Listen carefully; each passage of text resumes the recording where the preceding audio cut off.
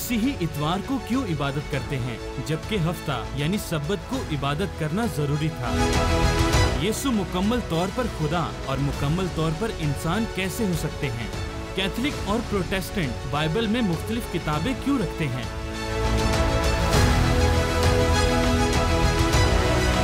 खुदा का बेटा कैसे हो सकता है? क्या ये शिर्क नहीं? मसीही तस्लीस क्यों मानते हैं? क्या ये तीन खुदा नहीं है? क्या बाइबल वक्त के साथ बदल चुकी है या इसमें तब्दीली आई है? जवाब तो है फासिल नवीद मलिक के साथ। मुअज़्ज़ज़ नाज़रीन, खुदावंद यीशु मसीह के पाक बुजुर्ग कुद्दूस और जलाली इस्म आज़म में आज फिर से खुदावंद का ये खादम नवीद मलिक आपकी खिदमत में हाजिर है और प्रोग्राम जवाब तो है लेकर आपकी खिदमत में हाजिर हुआ हूं। और आज मैं इस बात के लिए खुदावंद का फिर से शुक्र अदा करता हूं कि जीसस क्राइस्ट टेलीविजन की खिदमत आपके पेशे खिदमत हैं और इन खिदमत के जरिया से जितना ज्यादा हो सकता है आप मुस्तफीज हों ताकि बहुतों के लिए आप भी बरकत का सबब हो सकें। आज एक नए मजमून के साथ आपकी खिदमत में हाजिर हो रहा हूं। गौर फरमाइएगा कि वो क्या है। और वो मजमून ये है कि जो किताब मुकद्दस है, सवाल करने वाले साहब ने कहा कि बाइबल यानी किताब मुकद्दस ये हजरत ईसा के बारे में तो बताती है, लेकिन क्या हजरत ईसा अलैहिस्सलाम के बाद भी किसी नबी, किसी पैगंबर, किसी अजीम तरीन शख्सियत की आमद से मुताल्लिक बताती है? सवाल कुछ यूं है, मैं पढ़ता हूं, क्या बाइबल हजरत ईसा के बाद आने वाले अंबिया और कुतुब की मुसद्दक है? कुरान हकीम तो हमने गुजरे प्रोग्राम में देखा था कि इन कुतुब की तौरात, ज़बूर, इंजील और सहाइफुल अंबिया भी उनका मुसद्दक है। लेकिन क्या ये किताबें मसीह के बाद आने वाली अजीम तरीन शख्सियात जिनको नबी या पैगंबर कह सकते हैं और कुतुब उनकी बाबत भी कुछ कहती है कि नहीं? जवाब आपकी खिदमत में हाजिर है। आपके सवाल के जवाब में मैं एक अहम तरीन हवाला, बल्कि शायद दो तीन आपकी खिदमत में तलावत करना चाहता हूं। एक हवाला है इब्रानी कलीसिया के नाम लिखे गए मुलहम खत और उसका पहला बाब और उसकी पहली 2 आयात आपकी खिदमत में तलावत करना चाहूंगा। माबाद इन आयात पर थोड़ी सी रोशनी डालूंगा।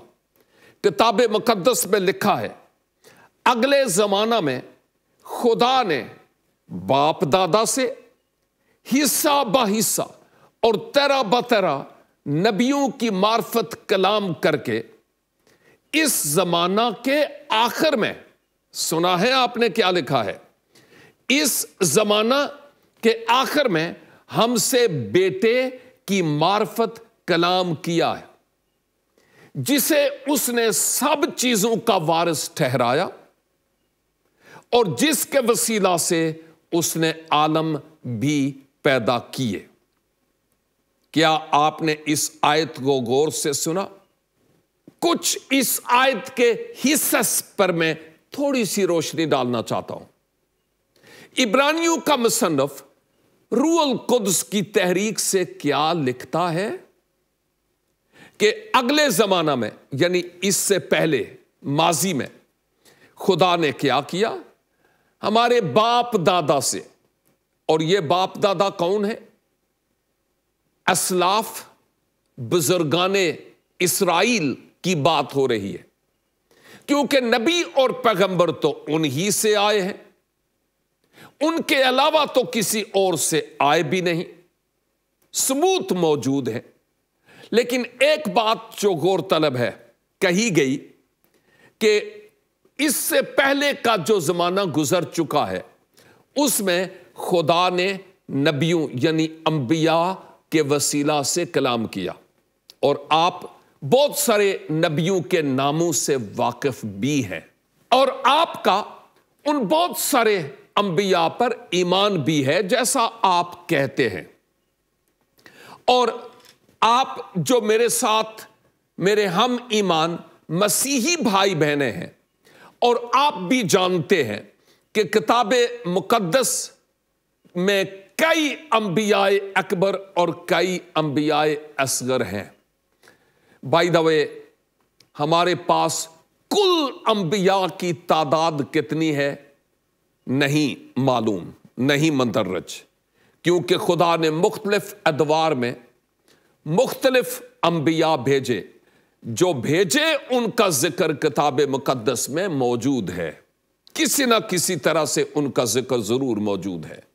और खुदा ने उन नबियों को खास नाम लेकर बुलाया, उनको नेमत बख्शी के खुदा उनसे कलाम करे और वो मुस्तकबिल के बारे में बात करने वाले हों उस वक्त की कौम के लिए, क्योंकि तहरीरी कलाम उस वक्त तो था नहीं, तो नबुव्वत की रूह में वो कलाम करते थे। ज्यादातर कौम बनी इसराइल की मैं बात करता हूं। तो क्या हुआ इब्तदाए जमाना में, अगले जमाना में, यानी गुज़श्ता माजी में खुदा ने अंबिया की मार्फत कलाम किया, और फिर कह रहा है कि तेरा बतेरा और हिस्सा बाईसा मुख्तलिफ तरह से खुदा ने अपने नबियों के वसीला से कलाम किया। लेकिन आगे लिखा है, लेकिन इस जमाना के आखिर में खुदा ने अपने बेटे की मार्फत कलाम किया। खुदा ने अपने बेटे की मार्फत कलाम किया।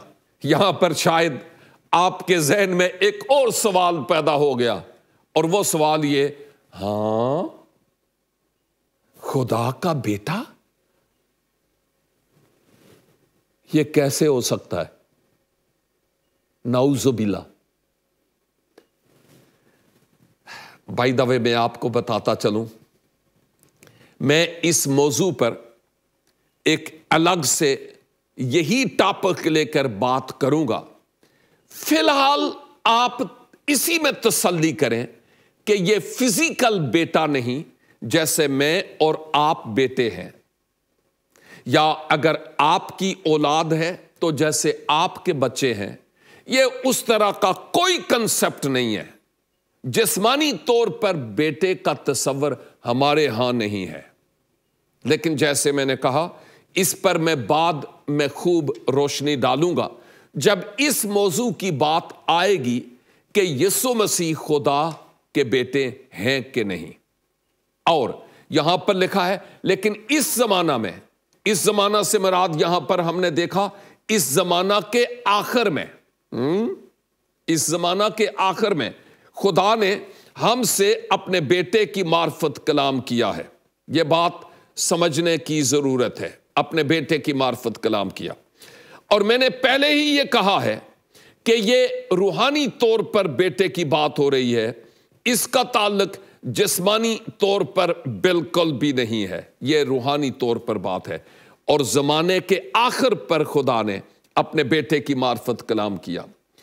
आगे लिखा है, जिसे उसने, किसने? खुदा ने सब चीजों का वारिस ठहराया, यानी मालिक, और जिसके वसीला से उसने आलम भी पैदा किए। ये जहान, आलमीन, दुनिया, कायनात, अर्जो समा, वो उसके वसीला से वजूद में आए। और अगर आप चाहें तो बाइबल मुकद्दस की सबसे पहली किताब के पहले 2 अबवाब, मुकद्दस यूहन्ना की मार्फत मुल्हम इंजील मुकद्दस और उसका पहला बाब आप तलावत कर सकते हैं। आपको और बेहतर तरीका से पता चल पाएगा कि इस कलाम के जरिया से جس کی بابت یہاں لکھا ہے بیٹا، خدا نے کیسے کلام کیا اور کس طرح سے یہاں پر اس کو ہر ایک چیز کا مالک ٹھہرایا گیا، اور یہ کہ کیسے اس کے وسیلہ سے یہ عالم بنے ہیں، اس بات پر غور کیجئے گا۔ لیکن آپ کا جو سوال تھا وہ یہ تھا کہ یہ جو کتاب مقدس ہے، کیا حضرت عیسیٰ کے بعد آنے والے انبیاء یا مقدس کتب کی بابت کچھ کہتی ہے؟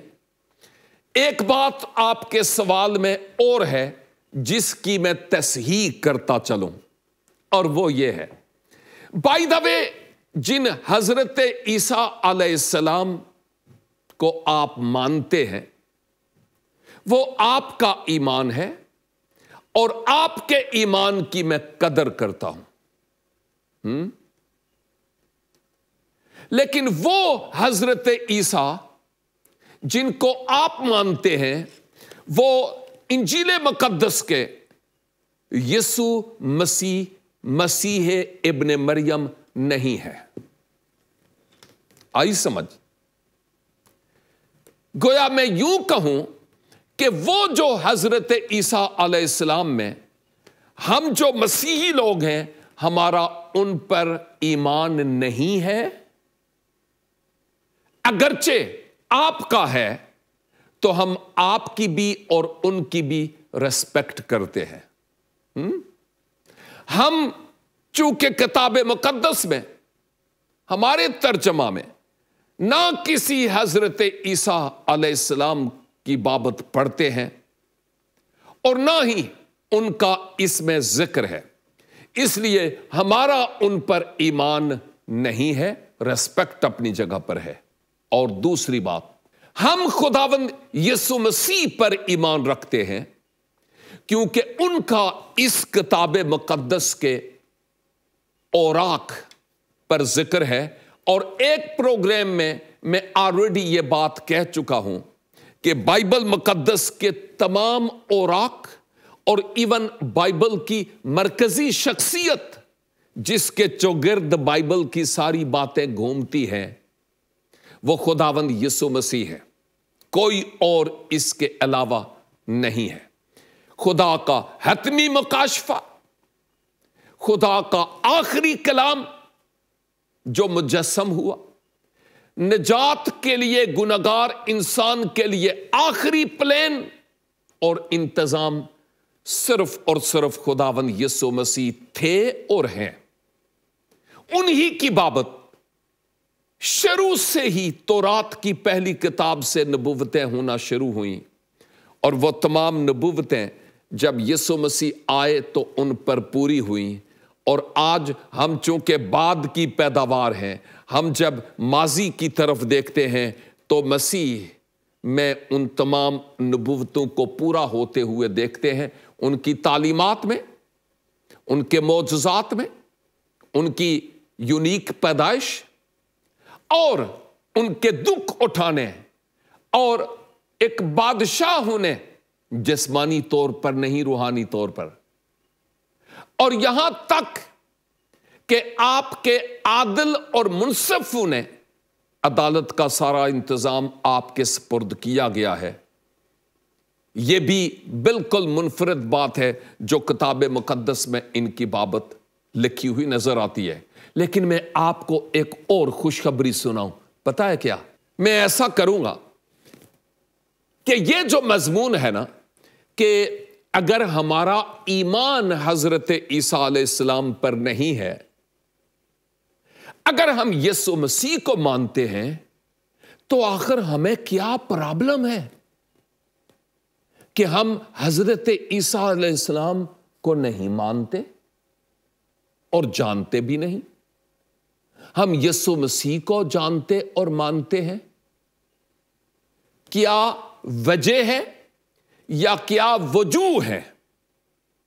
یہ ایک الگ سے موضوع اور ایک الگ سے ٹاپک ہے، اور یقین جانیے میں خدا کے بعد آپ کا خادم ہوں، اور میں ضرور اس موضوع پر بات کروں گا، شاید آج میں بھی آئندہ دیکھتا ہوں کہ وقت کیا اجازت دیتا ہے، اور اس کے مطابق یہ دیکھیں گے کہ کیا حضرت عیسیٰ یسوع مسیح ہے، حضرت عیسیٰ میں اور یسوع مسیح میں کوئی فرق ہے کہ نہیں، کیا فرق ہے، اور کون سی باتیں ایک دوسرے کے متضاد ہیں، ہم کیوں یسوع مسیح کو مانتے اور جانتے ہیں، کیوں حضرت عیسیٰ کو نہیں جانتے اور نہیں مانتے، میں اس کی بات آپ کی خدمت میں کر رہا ہوں۔ یہ تو ایک بات تھی جو ابھی میں نے آپ کی خدمت میں کی ہے۔ استثناء کی کتاب جو تورات کی 5ویں کتاب ہے، اس استثناء کی کتاب اور اس کے 18 باب اور اس کی 15 آیت کو آپ کی خدمت میں تلاوت کیے دیتا ہوں۔ امید ہے کہ آپ کو زیادہ بہتر طریقہ سے معلوم ہو جائے گا۔ آپ دیکھتے ہیں میرے پاس بائبل مقدس بھی ہے، لیکن جو حوالہ جات مجھے آپ کے لیے تلاوت کرنے ہیں، اگر میں نکالوں تو ذرا ٹائم لگے گا۔ نکال سکتا ہوں، چند سیکنڈ لگیں گے، لیکن آلریڈی میں نے ان سیکنڈز کو بچانے کے لیے یہ حوالہ جات نوٹ کیے ہوئے ہیں، تاکہ میں ان حوالہ جات کو آپ کی خدمت میں تلاوت کروں۔ اور یہ حوالہ جو استثناء 18 باب اور اس کی 15 آیت والا ہے، بہت معروف حوالہ ہے، اور اس کی وجہ یہ ہے کہ ہمارے بہت سارے لوگ اس حوالے کو لے کر کسی عظیم شخصیت پر فٹ کرتے ہیں جن کا بائبل مقدس میں کوئی ذکر نہیں ہے، لیکن میں آپ کی اصلاح کے لیے اور آپ کی درستی کے لیے یہ مدد کرنا چاہتا ہوں کہ یہ حوالہ در حقیقت کس کی بابت کہتا ہے۔ اس حوالے میں یوں لکھا ہے، کون سا حوالہ؟ استثناء 18 باب اور اس کی 15 آیت۔ موسیٰ نے کہا، خداوند تیرا خدا تیرے لیے تیرے ہی درمیان سے، یعنی تیرے ہی بھائیوں میں سے میری مانند ایک نبی برپا کرے گا، تم اس کی سننا۔ واو! موسیٰ کیا کہہ رہے ہیں کہ خداوند تمہارا خدا تمہارے بیچ میں سے ہی ایک نبی برپا کرے گا، جس کی بابت لکھا ہے وہ تیرے بھائیوں میں سے ہوگا اور میری مانند ہوگا، تم اس کی سننا۔ ہم نے پہلے حوالے میں ذکر کیا تھا کہ خدا نے نبیوں کی معرفت کلام کیا، اور اینڈ پر، اختتام پر، آخر پر اس نے اپنے بیٹے کی معرفت کلام کیا۔ اب یہ جو حوالہ استثناء کی کتاب سے پڑھا جا رہا ہے، بزرگ موسیٰ کے ذریعہ قوم بنی اسرائیل سے مخاطب ہوا جا رہا ہے، اور کہا جا رہا ہے کہ خداوند خدا تمہارے بھائیوں میں سے تمہارے لیے میری مانند ایک نبی برپا کرے گا۔ یہ کون ہے؟ ذرا غور سے سنیے گا بھائی۔ اگر ہم بات کرتے ہیں نا کسی نبی کی، تو نبی وہ ہے جس نے مستقبل کی بابت خاص خدا سے پاتے ہوئے نبوتی باتیں کی ہوں، اور وہ نبوتی باتیں پوری بھی ہوئی ہوں، تکمیل بھی ہوئی ہوں، نہیں تو وہ جھوٹا نبی ٹھہرے گا، اور ماضی میں کئی ایسے جھوٹے نبی آتے رہے ہیں۔ دوسری بات، موسیٰ نے کہا کہ تمہارے بیچ میں سے، یعنی تمہارے بھائیوں میں سے، تو کس سے بات ہو رہی تھی؟ اسرائیل، بنی اسرائیل سے ہو رہی تھی کہ تمہارے بیچ میں سے۔ اس کا مطلب یہ ہوا، اور آگے لکھا ہے تمہارے بھائیوں میں سے بھی۔ اس کا مطلب یہ ہوا کہ جس نبی کی بابت بات بزرگ موسیٰ کر رہے ہیں، وہ نبی لازم ہے کہ اسرائیل سے آئے، یہودیوں میں سے۔ اور موسیٰ نے کہا میری مانند ہو۔ کیا مطلب ہے میری مانند؟ اس کا مطلب یہ ہوا کہ جیسے بزرگ موسیٰ قوم بنی اسرائیل کو ملک مصر اور فرعون مصر کی غلامی سے نکال کر لائے، ویسے ہی وہ نبی جو تم میں سے آئے گا، تمہارے بھائیوں میں سے، میری مانند جیسے میں بنی اسرائیل کو مصر سے نکال کر لایا، ویسے ہی وہ نبی اپنے لوگوں کو ان کے گناہوں کے مصر سے نکال کر لائے گا۔ واو! ایک ایسا نبی جو گویا نجات دہندہ ہوگا، اور نجات وہی دے سکتا ہے جس کو خود نجات کی ضرورت نہ ہو۔ رہائی وہی دے سکتا ہے جو خود رہا ہوا ہو، اور گناہوں کی معافی وہی دے سکتا ہے جس کو خود اپنے گناہوں کی معافی کی ضرورت نہ ہو۔ تو گویا اس نبی کا خدا کی طرف سے ہونا ضرور ہے، اس نبی کا قوم بنی اسرائیل میں سے ہونا ضرور ہے، اور اس نبی کا کام یہ ہے کہ لوگوں کو گناہ میں اور غلامی میں جکڑے نہیں، بلکہ وہ جو جکڑے ہوئے ہیں ان کو ان سے رہائی دے۔ تو اگر آپ کے ذہن میں کوئی ایسے نبی اور پیغمبر ہیں، اٹس اوکے، ٹھیک ہے، لیکن آپ کو خود ذرا دیکھنا ہے کہ کیا وہ نبی جس کی بابت یا جن کی بابت آپ سوچتے ہیں، مجھے نہیں پتا ایک ہیں یا کئی ہیں، کیا وہ بنی اسرائیل سے ہے؟ اور کیا وہ اسرائیلی لوگوں کے بھائی ہیں؟ اور جو نبی ہیں کیا انہوں نے لوگوں کو غلامی سے نکالا؟ یہ باتیں ماسوا خداوند یسوع مسیح کے کسی بھی اور شخصیت پر فٹ نہیں آتی، اس بات کو سمجھیے گا۔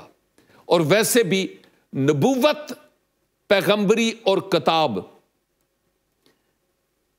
ابراہم سے اسحاق اور یعقوب اور اولاد یعقوب کو ملی ہے خدا کی طرف سے، اور یہ بات تو میں آپ کی مقدس کتاب میں سے کر رہا ہوں، سورہ عنکبوت میں سے۔ پھر سے تلاوت کیجئے گا اور آپ کو پڑھیے گا، اور اس بات کو یاد رکھیں کہ جتنے بھی نبی اور پیغمبر آئے وہ قوم بنی اسرائیل میں سے ہی آئے ہیں۔ عہد جدید میں جو تاریخ کی کتاب ہے، ہم اس کو رسولوں کے اعمال کہتے ہیں، اس کے 3 باب اور اس کی 18 آیت میں مقدس پطرس رسول فرماتے ہیں، مگر جن باتوں کی خدا نے سب نبیوں کی زبانی پیشتر سے خبر دی تھی کہ اس کا مسیح دکھ اٹھائے گا، وہ اس نے اسی طرح پوری کی۔ واو! کون؟ اس کا مسیح، خدا کا کلمہ، یسوع مسیح کی بات ہو رہی ہے۔ اس نے ویسے ہی دکھ اٹھایا۔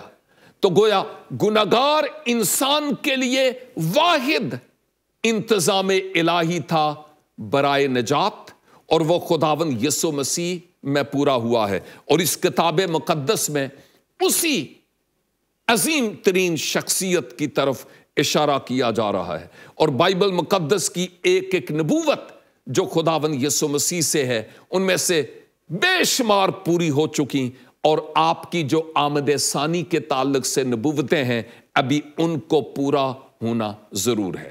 مسیح خداوند نے اپنے دھن مبارک سے کیا کہا جب وہ تعلیم دیتے تھے؟ آپ نے بھی اپنے بعد آنے والوں کا ذکر کیا ہے۔ میں نہیں کہہ رہا ہوں، میں وہ کہہ رہا ہوں جو خداوند یسوع مسیح نے کہا، اور میرا خداوند یسوع مسیح کے کلام پر ایمان ہے۔ آپ نے کیا کہا؟ میں حوالہ پڑھتا ہوں۔ یہ حوالہ مقدس متی کی انجیل، اس کا 7 باب اور اس کی 15 اور 16 ہے۔ یہ پہاڑی واز ہے۔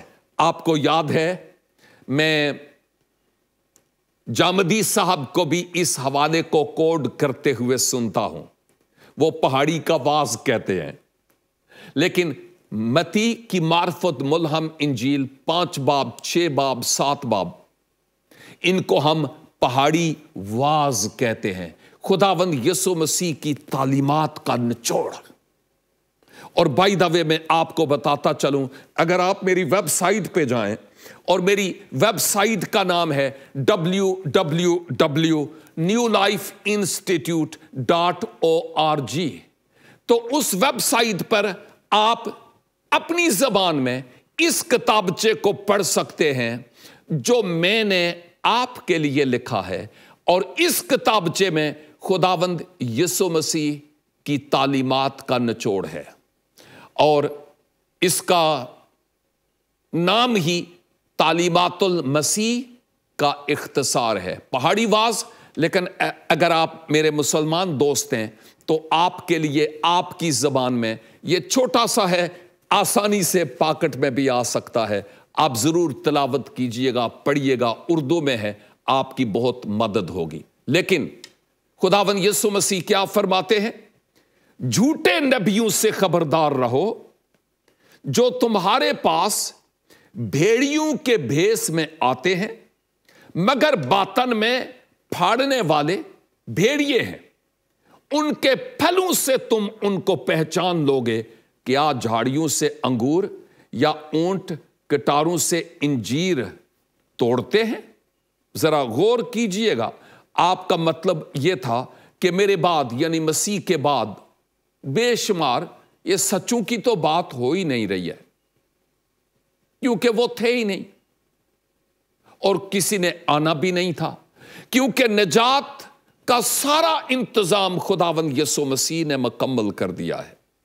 इसके बाद कोई और इंतजाम खुदा ने पीछे नहीं छोड़ा था कि वो बाद में उस इंतजाम को जाहिर करता।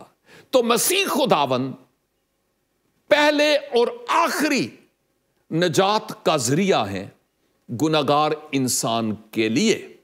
इस पर सोचना है। और आपने क्या फरमाया कि मेरे बाद खबरदार रहना कि कई ऐसे लोग आएंगे जो झूठे होंगे, उनके फलों से तुम उनको पहचान लोगे कि ये सही नहीं है। उनका लाइफस्टाइल, उनका तर्ज हयात ऐसा होगा जो दुरुस्त नहीं होगा। जो कुछ कहेंगे वो कंट्राडिक्ट करेगा, मुतजाद होगा उसके जो ऑलरेडी कुतुब साबका में कहा जा चुका है।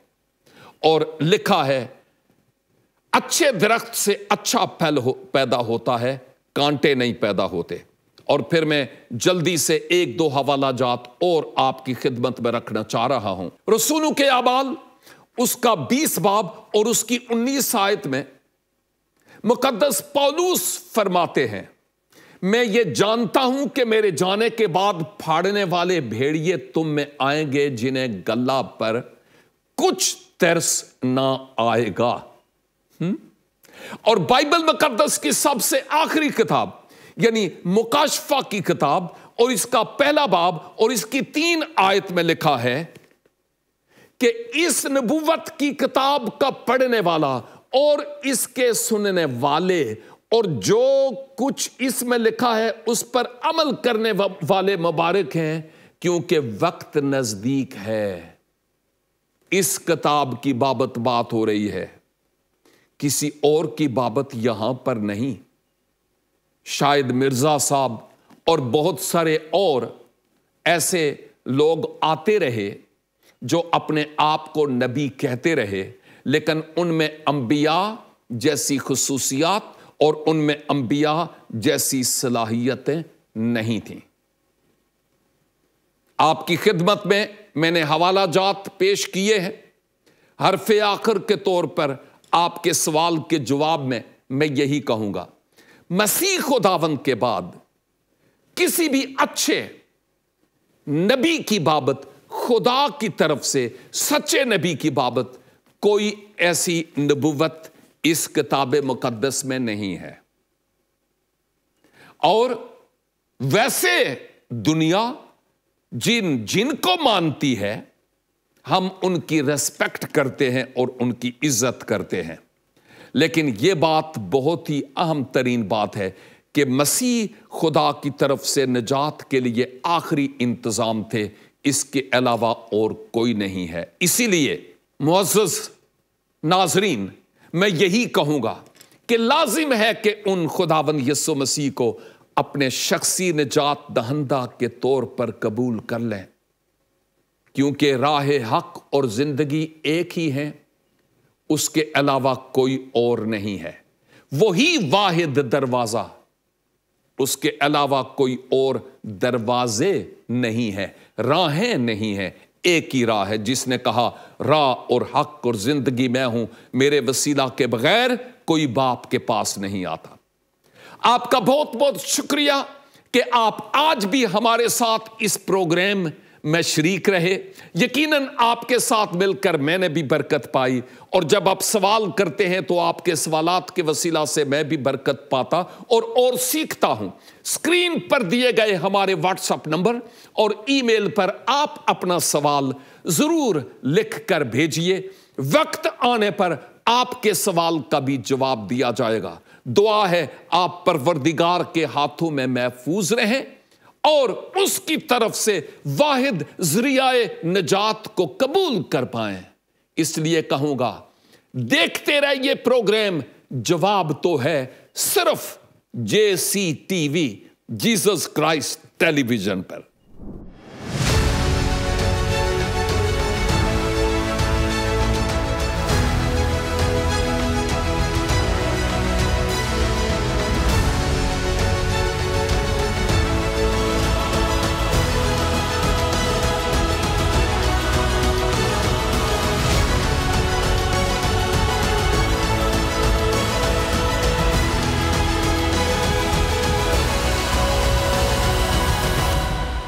جواب تو ہے۔